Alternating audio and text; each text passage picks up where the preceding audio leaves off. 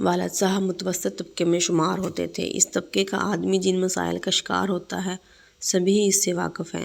ہم 8 بہن بھائی تھے، پھر بھی خوشحال زندگی گزار رہے تھے، کیونکہ ان دنوں وطن پر بیرونی قرضوں کا بوجھ اس قدر نہ تھا، اور مہنگائی میں بھی ہم گھر کے سبھی افراد کو 2 وقت کی روکھی سوکھی پیٹ بھر نصیب ہو جاتی تھی، کیونکہ ابو اپنی حیثیت کے باوجود کنبے کا بوجھ بڑی کفایت سے اٹھا رہے تھے۔ ان کی کوشش تھی کہ اولاد بہترین تعلیم حاصل کر لے۔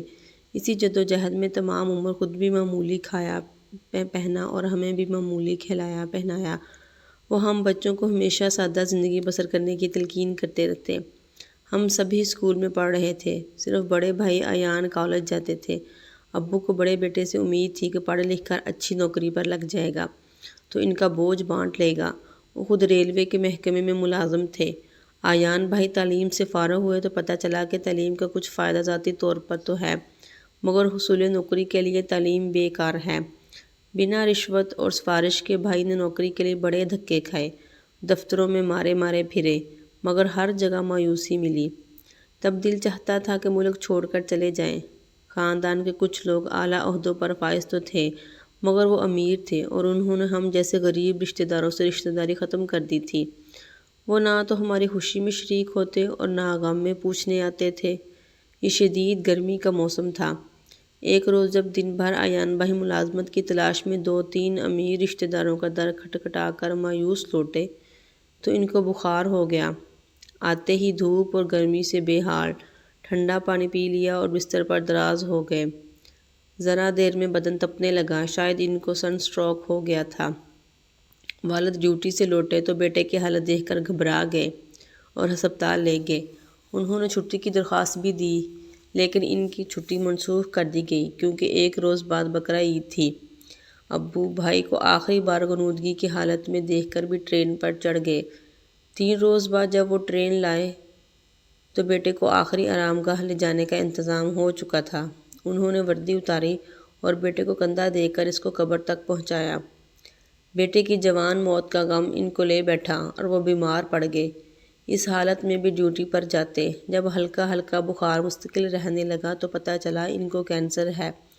وہ بیماری سے دست و گریباں رہے، لیکن کب تک؟ ایک وقت آیا کہ جب گارڈ کی وردی اتارتے تھے تو وہ خون سے تر ہوتی تھی۔ آخر وہ دن آ پہنچا جس کو ٹالنے کے لیے امی اور ہم سب دعائیں مانگتے تھے۔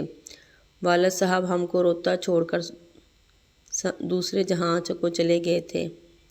یوں میں اپنے والد اور بھائی کے بعد گھر میں بد نصیب بے آسرا کنبے کی بڑی ٹھہری۔ ان دنوں مجھ سے بعد والی بہن جس نے انٹر کر لیا تھا، ملازمت کی تلاش میں سائٹ ایریا محلے کی ایک عورت کے ساتھ گئی اور واپس نہ لوٹی۔ ہم بہت پریشان تھے۔ اس نئی محلے دار کے گھر گئے تو پتہ چلا وہ تو خود کو دواؤں کی ایک بڑی کمپنی میں انچارج بتاتی تھی، کرائے کا مکان چھوڑ کر جا چکی تھی۔ میری بہن زرتاشا بہت خوبصورت تھی، وہ اسے کمپنی میں ملازمت کا جھانسا دے کر نہ جانے کہاں لے گئی تھی۔ ہم روتے ہی رہ گئے۔ پڑوسن کا پتہ چلا اور نہ زرتاشا کا۔ ماں اس کے غم میں نیم پاگل ہو رہی تھی۔ وقت کے ساتھ ساتھ بالآخر ان کو صبر آ گیا، مگر دل سے اس کا غم بھولتا نہ تھا۔ اماں کی صحت گرتی گئی۔ ان دنوں میرا رزلٹ آ گیا اور میں نے BA کا امتحان امتیازی نمبروں سے پاس کر لیا۔ B.Ed کرنا چاہتی تھی، مگر وقت نے اس کی مہلت نہ دی اور کنبے کی کفالت کی خاطر ماں سے ملازمت کے لیے اجازت مانگی۔ اماں تو اس قدر ڈری ہوئی تھی کہ مجھے سروس کی تلاش میں جانے نہ دیتی تھی، اور میں گھر کے معاشی حالات کو دیکھ کر پریشان تھی۔ چھوٹی بہنیں پڑھ رہی تھیں جن پر رشتہ داروں نے باتیں بنانے لگے تھے۔ ان باتوں کی وجہ سے ماں نے بہن کو کالج میں داخلہ لینے سے روک دیا۔ دقیانوسی خیالات رکھنے والے رشتہ دار جو ہمارے لیے تعلیم کو برائی سمجھتے تھے، وہ اپنی بیٹیوں کو پڑھا رہے تھے، مگر ہماری ماں کو صلاح دیتے تھے کہ تمہاری بچیوں کے سر پر باپ کا سایہ ہے نہ بھائی کا، تم ان کو برقع پہنا دو، جبکہ ابھی میری بہنوں کی عمریں 13-14 سال تھیں۔ یہ رشتہ دار آوارہ لڑکوں کے رشتے ہمارے گھر لاتے تھے۔ ماں ان بیکار کے رشتوں سے تنگ آ گئی تھی۔ چچا سے جا کر فریاد کی کہ آپ نے ہم سے تغافل برت رکھا ہے۔ ادھر میرے میکے والے ہر روز بیکار رشتے لے آتے ہیں، میری بچیوں کے سر پر ہاتھ رکھ لیجئے تاکہ مجھ کو ایسی پریشانیوں سے تو نجات ملے۔ چچا کے لیے خود 8 بچوں کی کفالت عذاب بنی ہوئی تھی۔ ان کا بڑا بیٹا ابھی میٹرک میں تھا، وہ آگے پڑھنا چاہتا تھا مگر چچا اسے کالج کی تعلیم نہیں دلا سکتے تھے۔ انہوں نے کہا، بھابھی میری ملازمت ایسی ہے کہ ایک دن گھر تو 2 دن باہر رہنا پڑتا ہے، میں آپ کے کنبے کی دیکھ بھال نہیں کر سکتا۔ میرا لڑکا جلیل آپ کا ہی بیٹا ہے، اس کو اپنے ساتھ لے جائیے اور اپنا بیٹا بنا کر اپنے ساتھ رکھ لیجئے۔ میں کبھی کبھار آتا جاتا رہوں گا تو آپ کے رشتہ دار آپ کو تنگ نہ کریں گے۔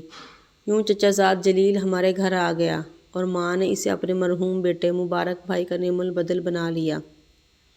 ان دنوں جلیل ہمارے مسائل میں دلچسپی لیتا تھا، ہمدردی بھی کرتا تھا، ماں کا وہ خاص خیال کرتا، ان کو تائی کی جگہ امی جان بلاتا۔ والدہ نے اسے کالج میں داخل کرا دیا۔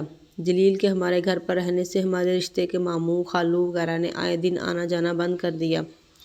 چچا زاد کی وجہ سے ان کی یلغار تھم گئی۔ گویا جلیل کا قیام ہمارے لیے سکون کا باعث بنا۔ امی پرسکون ہو گئیں۔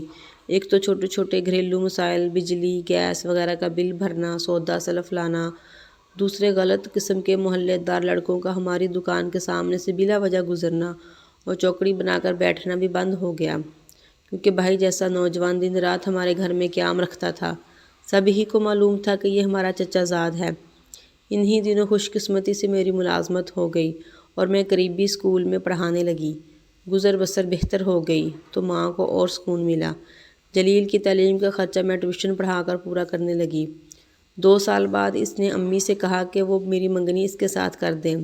والدہ بولی، بیٹے تم پہلے تعلیم مکمل کر لو اور نوکری پر لگ جاؤ تو میں تمہاری منگنی منورہ سے کر دوں گی۔ 6 سال تک جلیل ہمارے ساتھ رہا، وہ پڑھتا رہا اور میں اس کی تعلیم کا خرچہ اٹھاتی رہی۔ اس عرصے میں اس نے بھی ہم لوگوں کا بہت خیال رکھا، امی کو سکھ دیا۔ میری والدہ بھی اس کے لاڈ ایک ماں کی طرح اٹھاتی رہیں۔ سب سے کہتی، میرا بیٹا میرا نہیں، جلیل کی صورت میں پھر سے زندہ ہو گیا ہے۔ جلیل بھی قسمیں کھاتا تھا کہ منورہ میری امانت ہے، نوکری ملتے ہی اس کو اپنا لوں گا اور آپ لوگوں سے کبھی جدا نہ رہوں گا، کیونکہ آپ اکیلے ہیں اور آپ کو میری ضرورت ہے۔ امی نے اپنے زیور بھی جلیل کی باہری فیسوں کی نظر کر دیے، مگر ہم نے ملال نہ کیا۔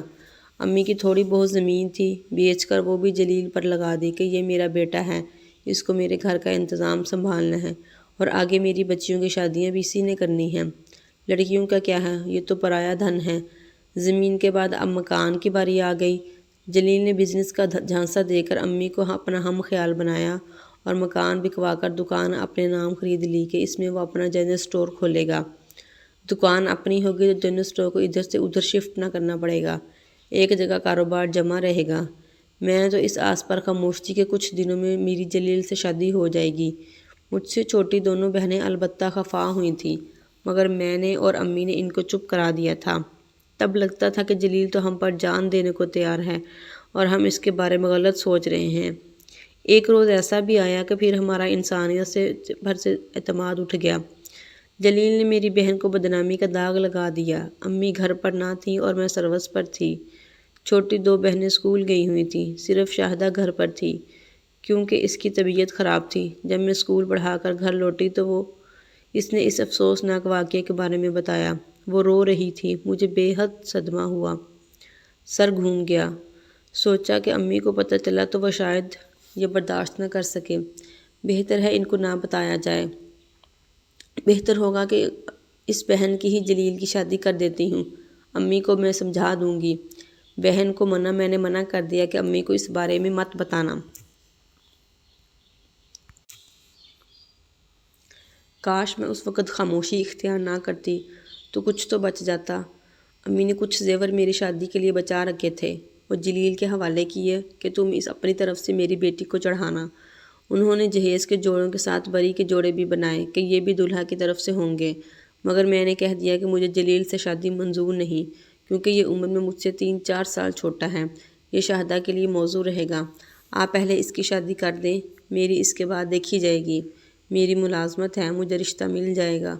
شاہدہ میٹرک پاس تھی، اس کا رشتہ جلد نہ ملے گا۔ جہیز کے ساتھ بری کا انتظام بھی امی کو کرنا تھا، سو انہوں نے کیا۔ شادی کی تیاریاں ہونے لگیں۔ میں اندر ہی اندر گھٹنے لگی، کیسے ماں کو اصل صورتحال سے آگاہ کروں۔ چند دن اسی میں گزر گئے، خود کو تسلی دیتی کہ تیری ایک بہن شادی شدہ ہونے جا رہی ہے، ایک بوجھ کندھوں سے ہلکا ہو رہا ہے، حوصلہ رکھ۔ مگر اس کی نوبت ہی نہ آئی۔ جلیل صاحب زیور، بری، نقدی سب ہی کچھ لے کر چلتے بنے۔ کچھ دنوں تک اس کا کچھ پتہ نہ چلا کہ کہاں غائب ہے۔ آخر کسی رشتہ دار سے معلوم ہوا کہ اس نے چپکے سے اس لڑکی سے شادی کر لی ہے جو اس کے ساتھ کالج میں پڑھتی تھی۔ اس کے بعد وہ اس لڑکے کے والدین کا گھر داماد بن گیا اور انہوں نے دونوں کو مزید اعلیٰ تعلیم کے لیے بیرون ملک بھجوا دیا۔ دنیا سے ایسا اعتبار اٹھا کہ مجھے شادی کے نام سے نفرت ہو گئی۔ ماں بیمار پڑ کر چارپائی سے جا لگی۔ میری بہنیں جس جلیل کو بھائی سمجھتی تھیں وہ دیوار سے جا لگیں۔ اب میں روتی کہ جلیل بھائی نہ تھا، آستین کا سانپ تھا۔ کاش اپنا بھائی زندہ ہوتا تو آج ہمیں اس سانپ کا سہارا نہ لینا پڑتا۔ ماں نے جس کو بیٹا سمجھا وہ تو ایسا ناگ نکلا جو ہمارے ہی گھر میں ہمارے خون پر پلتا رہا، ہماری خوشیوں اور عزت و ناموس کو ڈس کر ہمیں کنگال کر گیا۔ اس نے مجھے سیڑھی بنایا اور بلندی پر چلا گیا۔ برطانیہ سے فارغ التحصیل ہوا تو اور وہاں ہی آج بھی اپنی بیوی اور بچوں کے ساتھ خوش و خرم زندگی گزار رہا ہے۔ وہ وہاں اپنے مکان میں رہتا ہے اور ہم کرائے کے گھر میں۔ ماں ٹھنڈی آہیں بھر کر اس کو یاد کرتی ہے کہ بیٹا کہاں تھا۔ تب بھی بد دعا نہیں دے سکتی، مگر میں جانتی ہوں کہ یہ ٹھنڈی آہیں بھی ماں کی گونگی بد دعائیں ہی ہیں جو کبھی نہ کبھی جلیل کو ضرور لگیں گی۔ میری عمر اب 40 برس سے اوپر ہے۔ سب بہنوں کی شادیاں کر دی ہیں مگر اپنی نہیں کی، کیونکہ بوڑھی ماں کو تنہا نہیں چھوڑ سکتی۔ وہ بہت ضعیف ہو چکی ہے، ان کو ہمہ وقت میری ضرورت رہتی ہے۔ میں ان سے ایک لمحے کو غافل نہیں ہو سکتی۔ شاید اللہ تعالیٰ نے مجھے ان کی خدمت کے لیے بنایا تھا۔ اس عادت سے مجھ ہی کو سرفراز کرنا میری قسمت میں لکھ دیا تھا۔ میں خوش ہوں کہ ماں کی خدمت سے بڑھ کر کوئی بڑی سعادت نہیں ہوتی۔